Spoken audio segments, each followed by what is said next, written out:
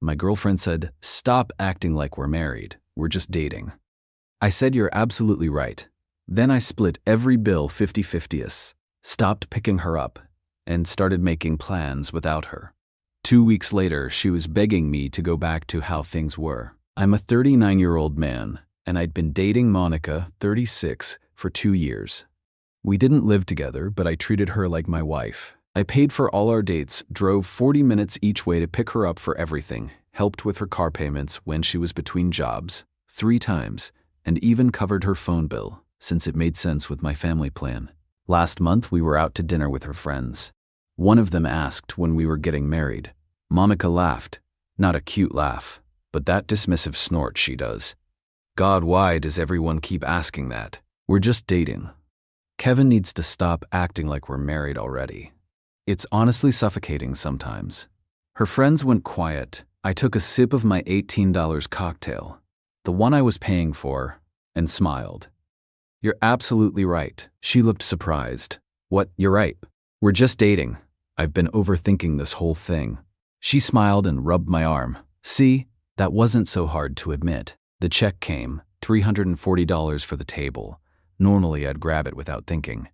Instead, I pulled out my phone. "So that's $68 each for you 5, right?"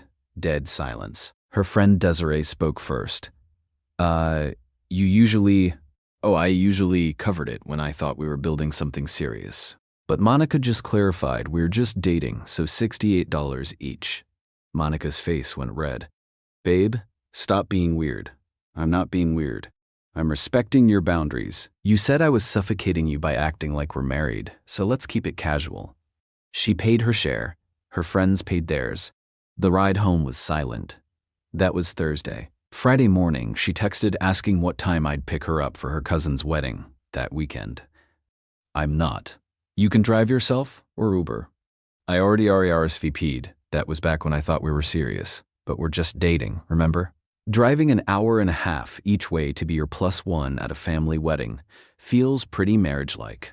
I'm sure you understand. She called 15 times. I didn't answer. I was busy updating my dating app profile to looking for something serious.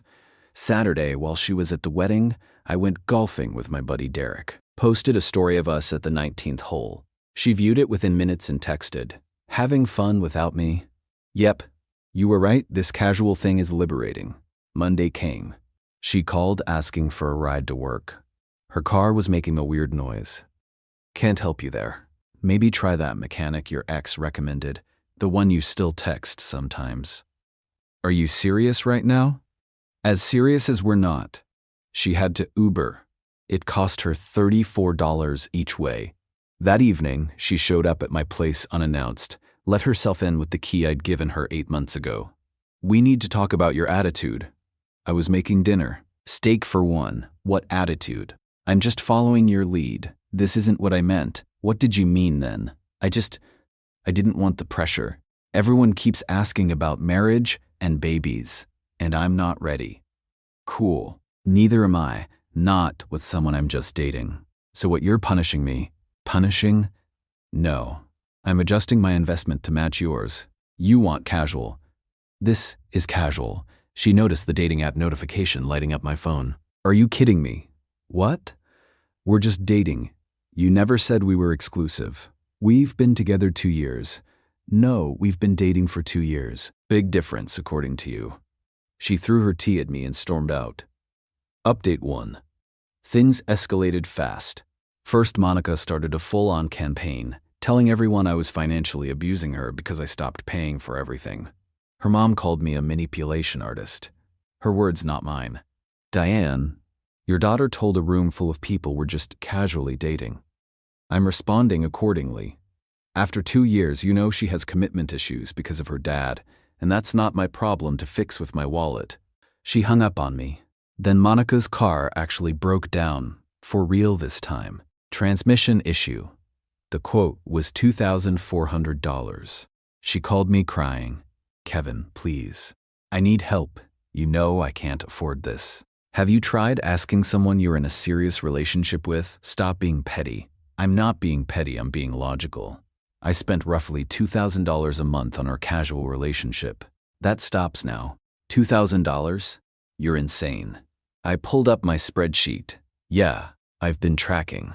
Your phone, $85. Gas for pickups, $250. Dates, $800 minimum. Your random emergencies, usually another $500 to $700.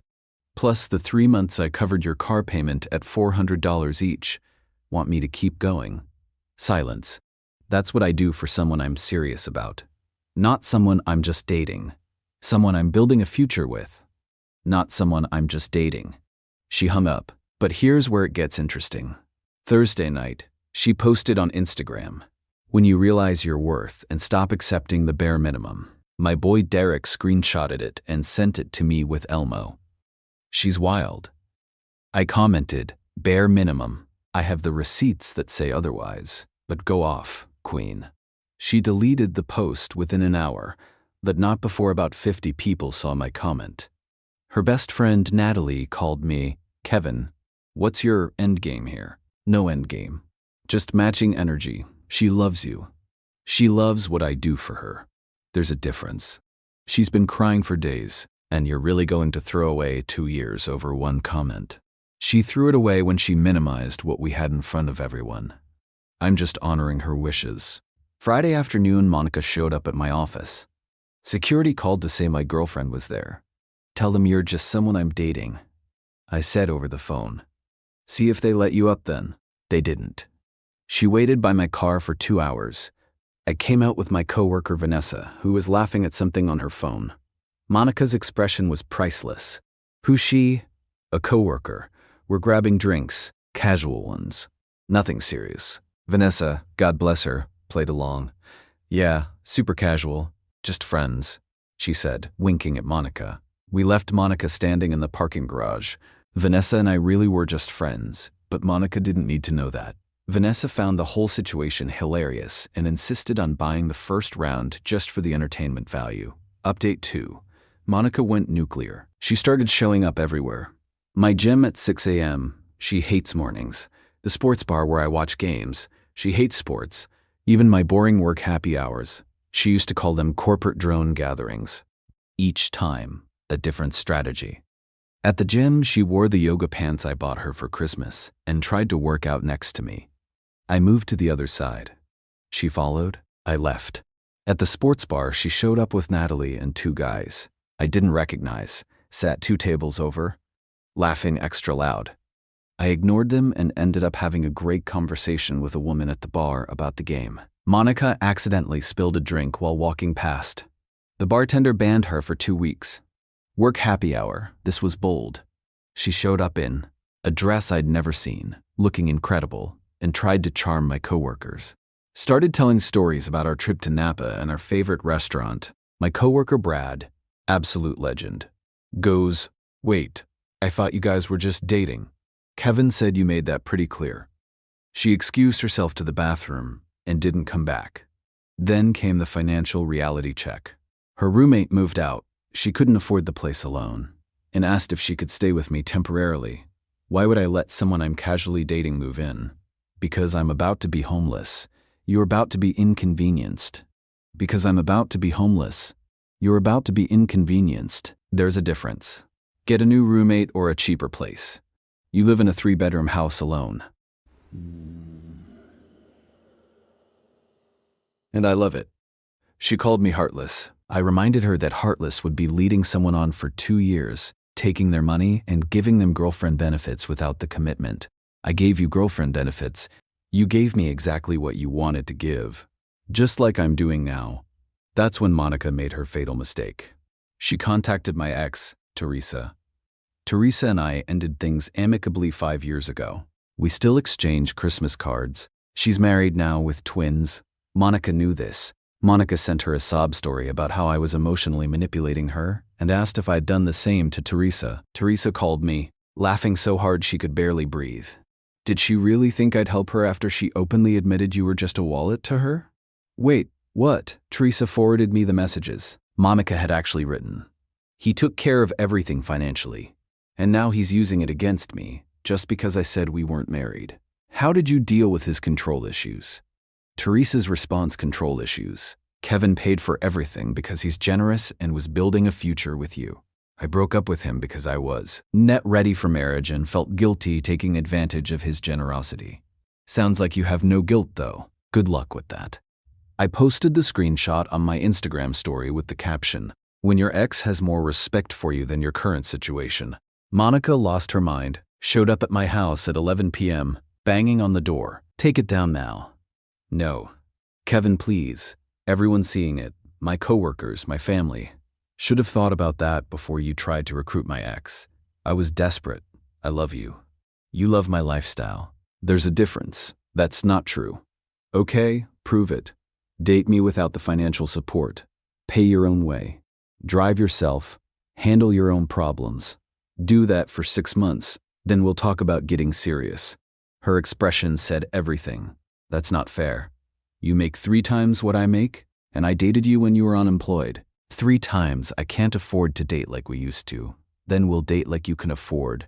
Picnics, home-cooked meals, walks in the park. You know, things people do when they actually enjoy each other's company.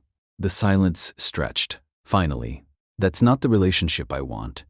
And being an ATM isn't the relationship I want. She left. Update 3. The extinction burst came, but not how you'd expect. Monica did something I didn't see coming. She got strategic. She found herself a rebound.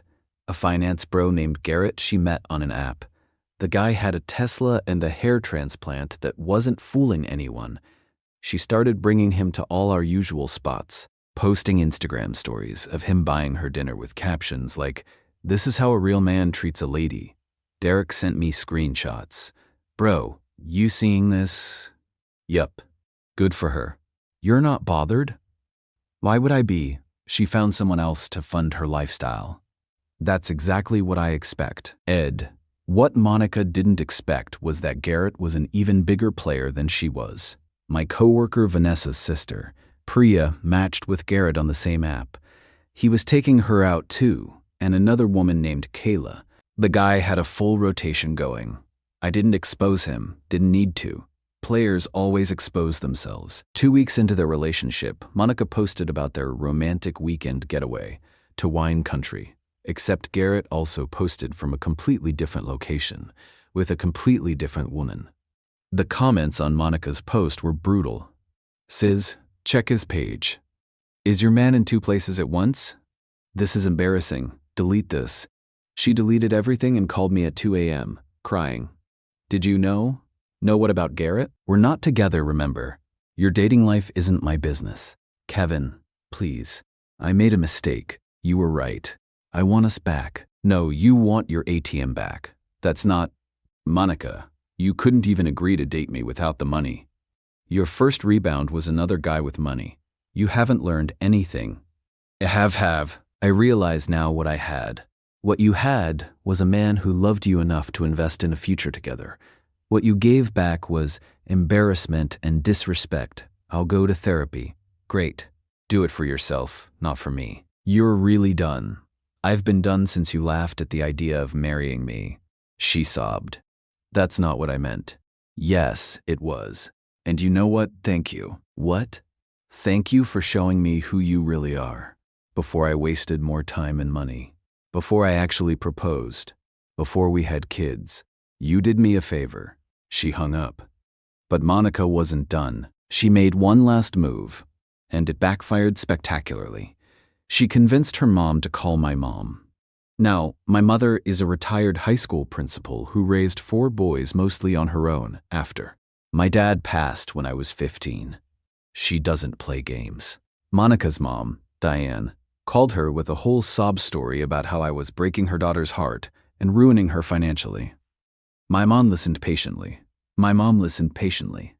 Then responded, "Diane, your daughter is 36 years old.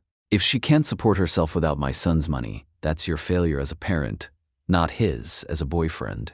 Kevin's father died when he was 15, and he still managed to put himself through college and build a career.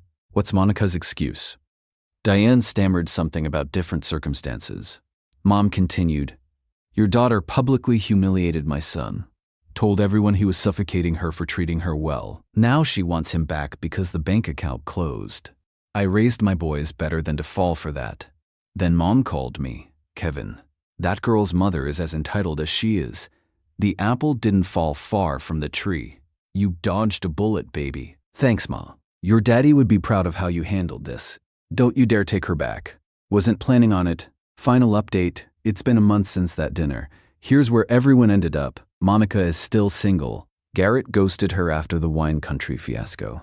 She's been posting those inspirational quotes about knowing your worth and how the right man will come along. She also started a GoFundMe for her car repairs. It's raised $47 so far.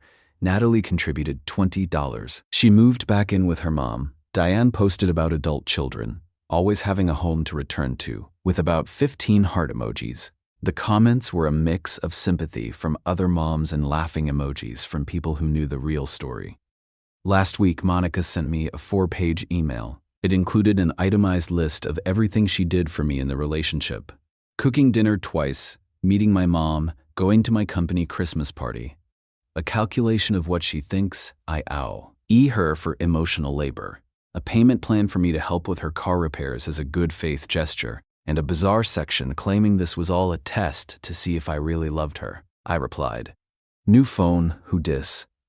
She showed up at my office again. This time, I had her trespassed. Security has her photo now. Derek's been calling the whole situation the Great Reckoning of 2024. He even made a meme of Monica's face from the night I asked for separate checks. It's become legendary in our friend group. Vanessa and I actually did start dating. Turns out spending 3 weeks roasting my ex together is a solid foundation. She pays for every other date, drives herself, and last week when her car battery died, she called AAA, not me. Though I did meet her there with coffee, because I'm not a monster. The first time she stayed over, she saw my spreadsheet of Monica expenses. Yes, I still had it open. She gave a low whistle. $24,000 a year. Bro, you were basically paying alimony to someone you weren't even married to. Yeah, well, live and learn. For that money, you could have leased a nice car, or dated someone who actually liked you. She laughed. Well, I like you, and I'll buy my own damn dinner. My mom loves Vanessa. Says she has backbone. Monica still texts me occasionally from random numbers. The last one said, "I hope you know you ruined my life. I really did love you." I didn't respond, but I did think about it. I didn't ruin her life. She revealed it. The life she had was built on someone else's foundation. When I removed that foundation, it collapsed. And that's not my problem anymore. Edit. Since everyone's asking, yes, I kept receipts of everything. My accountant actually thanked me because I can write off some of those gifts as losses. Silver lining, I guess. Edit 2. To the people saying I was too harsh, she literally laughed at the idea of commitment after I'd been fully committed for 2 years. I just gave her what she asked for. Play stupid games, win stupid prizes. Edit 3. Vanessa says hi and wants everyone to know she paid for our anniversary dinner last week, because that's what adults in equal partnerships do. Edit 4. Monica found this post. Sent me a screenshot with, "This is illegal." My lawyer says, "Lol, no, it's not. Die mad about it. Peace out, Reddit. I'm going to go split a pizza with my girlfriend. 50-50 is like adults."